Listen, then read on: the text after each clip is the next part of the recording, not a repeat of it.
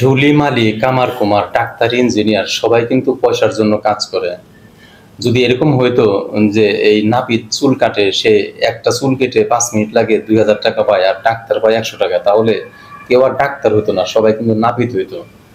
আপনি আপনার ছেলে মেয়েকে ডাক্তার বানাইছেন, ইঞ্জিনিয়ার বানাইছেন, অনেক পয়সা খরচ করছেন, ধৈর্য ধরছেন, অনেক সময় নিচ্ছেন, তারপরে কিন্তু আপনার ছেলে মেয়ে ডাক্তার হয়েছে, ইঞ্জিনিয়ার হয়েছে।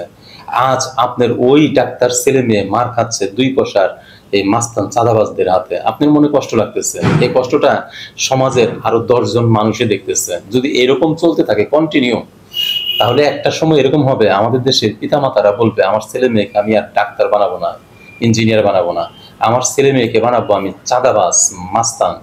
কেননা একজন ডাক্তার কয় পয়সা ইনকাম করে, একজন চাঁদাবাজ তো একজনের কাছ থেকে কোটি টাকার চাঁদা নিতে পারে, সে ছড়ি ঘুরাইতে পারে, সে মার খায় না, মার দেয়। আমি তো ডাক্তার বানাবো আর আমার ছেলে খাবে মার। আমাদের সমাজকে এখনই পরিবর্তন করতে হবে। যদি আমরা পরিবর্তন না করতে পারি, তাহলে ওদিকেই যাবে।